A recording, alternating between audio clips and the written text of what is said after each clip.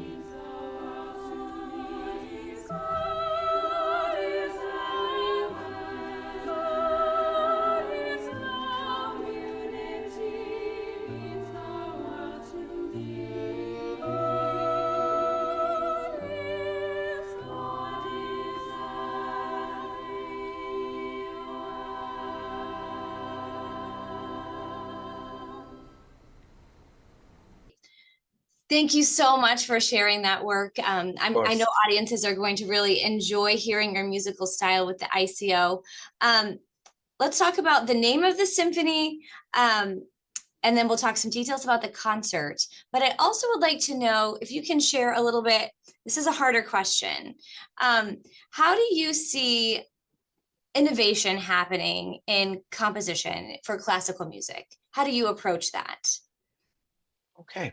So I think one of the wonderful things, and try to instill that in my students as well in composition, is the fact that these current times that we live are very individual, probably the most individual times in the sense of voice, very personal voice. And I think that's what I want to see in the young composers also developing is a very personal voice. So that innovation to me is represented by the very individual, unique backgrounds of every composer. I have my unique background because I'm originally from Spain. I'm kind of half and half in my lifespan between Spain and the United States, but I also feel that United States has welcomed me also as an immigrant, very with very open arms, and I have received many blessings from all the people that I have met, and to me, that also has brought a lot of the culture that I have learned from this country, the different cultures, the different traditions, and that's something that to me has come through my music. So while there is a Spanish color in my music, I think the audience might be able to feel. There is also a lot of elements, particularly the vernacular sometimes, that of the American music that kind of comes through. So this blend is to me what perhaps makes my voice different from other composers. Perhaps it's not a particular method of composition or technique of composition, but the fact of that, and I also, this is something I tell my students as well, that every technique, every tool available is available to every composer. It's how we choose to use them, is which ones we use that makes us unique. So I hope this is answering your question, but it's a very important question, I think. Yeah, no, I think that's very interesting. I think there are people that think, anything that can be composed already has been. It's like, well, Mhm. no, absolutely not. There are infinite opportunities Well, and options for change and variation. So, to me, in my way of understanding being a composer and being a musician, it's about communication. It's about transmitting an idea or an emotion to an audience. That's why I love opera very much because it's a way to tell a story with emotions. mhm. And I think music is really powerful in that sense. Um, but my way of talking about something through music is going to be always different than others. So there's never going to be an obsolete or like an end to because there's never will be an end of how we share our emotions with others. There's always going to be something different because we're all different. So I hope that makes sense. But to me, like language and try communication in the verbal language or written language, composition is the same. So I think there is a great future in that sense because we're all communicating in very different ways. Yeah, definitely. So let's talk about Solidarity Symphony, which is premiering on February 1st here at the Schrott Center for the Mhm. Arts. It's a collaborative performance with Classical Music Indy and actually also with the International Violin Competition of Indianapolis. We have Serena Wong joining us for the Beethoven Violin Concerto. So there's new and traditional kind of meshed together in a really fantastic concert. But let's talk about Solidarity Symphony and the name and kind of just a little bit about the evolution of the piece. Certainly, certainly. So, like I mentioned before, to me, this is one of those things that was simmering ideas that I was waiting for the right time, and yes, this was the right time. It kind of comes together, although the subject of human dignity was in my mind for a long time. Pope Francis in 2019 wrote an encyclical called Fratelli Tutti, all brothers. And I think it spoke very eloquently about the issues of our time in the whole world, not just from from his perspective, but in a universal way. Mhm. And to me, that was the perfect document to start my journey in developing this piece. So I chose basically the first four chapters to devise these three movements in the composition. So they work as a structure because the first chapter he discusses our current times, the issues, the great issues that we have right now.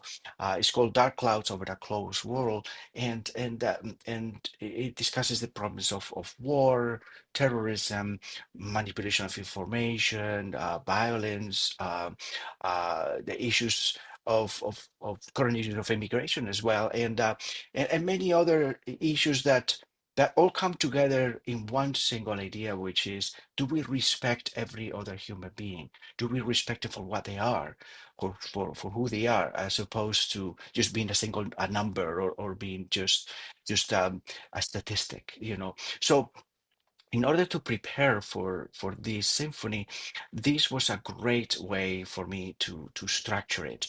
But I needed more. So in my research, I felt like I mentioned before with opera, I need to tell this story through emotions. And what better way to talk about emotions than using poetry? So for me, I very much wanted to inspire myself with the emotion of poetry, even though the piece doesn't have a narrator. Is not a requirement that it needs to be read through or even sung, But it was part of what I needed myself, and I hope that perhaps people might be interested in also reading the poetry and reflecting on it, and reading also this document as well that I mentioned, because it might help them also in that journey of the music. So the poetry that I chose for that first movement was Cage Bear by Dr. Maya Angelou, and and I think it's a great pairing with the current times that are Mhm. presented in that first chapter. For the second chapter, so the second movement, I chose the second chapter, which is called A Stranger on the Road, and Pope Francis talks about the parable of the Good Samaritan, and I was struggling a lot how to be more inclusive in the idea of what a Good Samaritan would be. How do we react when we see others in pain or in suffering? So I chose actually poetry by Gwendolyn Brooks, the last quatrain of the Ballad of Emmett Till. It's a very dramatic poem. It's a really short. It's only four lines, but it's a very dramatic poem that dwells on the historical facts of what that lynching that happened. Long time ago, but still very much present in so many of us. So here I was looking for how someone can bring to the attention of others something really dramatic, like what happened to the mother's this son. Mhm. So that's the second movement, and finally the third movement. In this journey, I wanted to make sure that yes, we're dwelling into the issues of the time. We're dwelling into how people react to seeing this suffering, but how we're looking into the future. So for that, I chose Langston Hughes, Let America Be America Again, which it's powerful and yet very hopeful, I think, as well. The two chapters I kind of blended together from the encyclical was An Open Heart for an Open World. And again, it's looking at, okay, so now how do we sit down together, recognize each other, and talk about how to change the future, how to embrace the future. So that's what this last movement does. It really presents an arc from the first movement to the last, from real darkness at the beginning and oppression, uh, particularly when you hear that cello being suppressed by the full orchestra at times. From that journey at the beginning into the brightness and the light of the last movement. I love that. Well, I want to make sure audiences know you can get tickets at icomusic.org. We're happy to help you arrange how to figure that out, navigate our duet packs and chamber choice opportunities, and look forward to seeing you all in February, and you, Jorge, as well, Yes.